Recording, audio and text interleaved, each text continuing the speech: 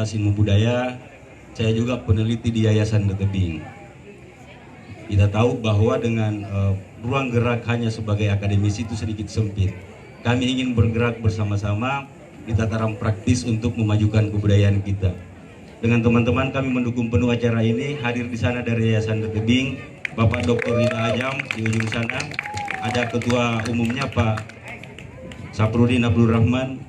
Kami nyatakan bahwa kami mendukung upaya teman-teman di Jarpot. Terima kasih banyak. Di CCF. Pak Rida, ada juga ya Pak Rida ya? Ada. Thank you Pak. Ada Bu Betli juga kelihatannya di situ. Bu Betli yang dengan remang-remang bisa kita lihat dari sini karena terlalu silau. Saya nggak biasa dengan kesilauan. Nah itu, lewat Yayasan The Tebing kami mencoba terjun dan berbuat lebih nyata kira-kira. Bukan sekedar konsep, kami mendorong kegiatan-kegiatan kebudayaan dan terhubung dengan jejaring-jejaring komunitas budaya di Ternate. Baik, saya diundang untuk berbicara tentang pemajuan kebudayaan. Tapi sebelum masuk ke sana, saya ingin sedikit saja menyampaikan kenapa budaya itu menjadi menarik diperbincangkan. Kenapa budaya harus diperbincangkan dan kenapa baru belakangan ini, termasuk malam ini, kira-kira begitu. Kebudayaan sebenarnya secara ilmiah atau secara akademik ya, ini agak kaku dan kering mungkin. Itu menyangkut hal kehidupan sehari-hari, daily life, menyangkut tentang pandangan orang-orang dari pemilik kebudayaan yang bersangkutan. Tadi sudah disinggung, salah satu bentuk kebudayaan adalah kuliner kita. Ya, Ada sejarah, itu bagian dari kebudayaan. Jadi kebudayaan sebenarnya kalau dilihat dari wujud itu mulai dari yang abstrak, yang ada dalam kepala. Ini tentang apa yang kita percaya, apa yang kita yakini.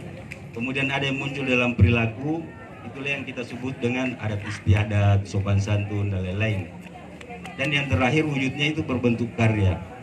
Kita lihat banyak karya yang dipajangkan, kita mengetahui ada teknologi-teknologi, pakaian yang kita gunakan berbeda-beda, itu bentuk-bentuk nyata dari kebudayaan kita.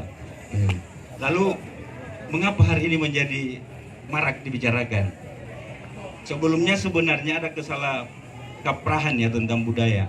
Seolah-olah budaya itu hanya kesenian.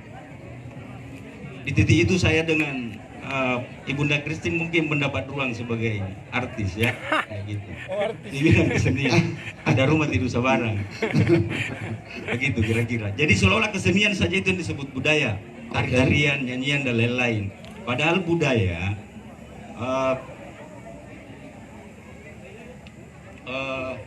saya masuk ke ranah ininya, kemajuan kebudayaannya ya, karena waktu kita sangat singkat. Belakangan ini kebudayaan kemudian menjadi perbincangan yang sangat ramai dan serius, terutama setelah diterbitkannya Undang-Undang Pemajuan Kebudayaan. Di Indonesia Pak Raul, kami punya Undang-Undang Kebudayaan nomor 5 tahun 2017. Pak Raul sudah tahu karena dia bilang iya. Kami punya strategi pemajuan kebudayaan dan sejak 2017 oleh Dirjen Kebudayaan itu semua sampai 2035. Tahun 2035 maksudnya pengembangan kita itu sudah ada. Nah, dari kerangka ilmiah kemudian diturunkan menjadi praktis dalam kerangka kebijakan. Sebelumnya kan kebudayaan itu seolah-olah hanya diperbincangkan di kampus-kampus, habis kongres selesai. Nah, dengan rezim ini kebudayaan itu menjadi operasional, menjadi diterapkan, termasuk apa yang digelar ICCF hari ini, pekan ini, itu adalah bagian dari upaya-upaya pemajuan kebudayaan. Nah, upaya pemajuan kebudayaan itu menjadi operasional yang kita kenal dengan nama objek pemajuan kebudayaan. Ada 10 objek pemajuan kebudayaan yang itu diidentifikasi di semua kabupaten kota sampai provinsi, mulai dari manuskrip, tradisi lisan, bahasa, pengetahuan, adat istiadat, ritus, permainan tradisional, olahraga tradisional, ditambah cagar budaya, itu yang diidentifikasi. Itu kemudian, kalau selama ini kebudayaan itu cenderung kualitatif ya, cuma kata-kata, penjelasan, selesai. Sehingga susah untuk kita identifikasi mana yang punah, mana berapa jumlahnya. Dengan objek pemajuan kebudayaan itu menjadi terkuantifikasi, ada jumlahnya. Pertanyaan saya Pak Andi, silakan. Tantangan apa sih pemajuan kebudayaan di Maluku Utara ini? Tantangannya apa aja? Sebenarnya bukan hanya di Maluku Utara, bicara tentang tantangan kebudayaan, nyaris di semua Indonesia ini ada 4 sebenarnya. Pertama dari segi sumber daya kebudayaan. Sumber daya ini adalah pelaku-pelaku budaya. Dengan bicara 10 objek pemajuan kebudayaan tadi, hampir pelaku budaya itu misalnya olahraga tradisional, pengetahuan tradisional, itu hanya ada di orang tua-tua. Yang paling terasa adalah atau paling terlihat adalah generasi mudanya. Jadi komunitas di sini mempunyai peran untuk pemajuan budaya. Sangat. Karena dalam hal pengembangan pemajuan kebudayaan, satu hal yang penting sebenarnya adalah pengembangan ekosistem kebudayaan nih. Jadi pelaku budaya, pemerintah, dan komunitas itu sangat penting karena mereka adalah penggerak dan masa depan kebudayaan kita itu ada di generasi muda. Betul. Seperti saya ini lagi. Bunda, kita pindah ke Bunda lagi nih. Muda. Nah, tadi kan tantangan nih udah dikasih tahu. Kira-kira solusi-solusi apa yang harus dilakukan nih, terutama anak-anak muda. Mungkin di sisi film dikit masuk mungkin ya, apa tuh? Sebelum solusi mungkin saya ingin menambahkan sedikit apa yang tadi disampaikan. Memang luar biasa, saya tahu bagaimana Dirjen Kebudayaan juga sudah menginventarisir itu permasalahan yang ada. Tapi saya kira kalau kita bicara masalah pelaku kebudayaan adalah bukan hanya pekerja seni saja, gitu ya. Masyarakat, karena kebudayaan itu adalah akhirnya menurut saya pribadi adalah merupakan peradaban manusia. Kebudayaan Indonesia merupakan peradaban manusia Indonesia. Jadi sebetulnya seluruh lapisan masyarakat itu juga harus berpartisipasi dan punya andil dalam pengembangan itu atau pelestarian atau juga memberikan perlindungan, ya. Ini yang juga perlu sehingga siapapun dia, bukan hanya pelaku budaya dalam arti produk budaya seperti kesenian yang ada gitu ya, tapi masyarakat terutama gitu ya. Betul. Ini penting sekali kesadaran itu, sehingga saya tetap berpikir bahwa terutama untuk generasi muda, saya sendiri baru agak sedikit paham. Saya nggak berani mengatakan baru paham karena bukannya sudah senior nih Bu? Baru 63. Tapi kan kehidupan peradaban manusia itu, terutama manusia Indonesia kan sudah berapa abad.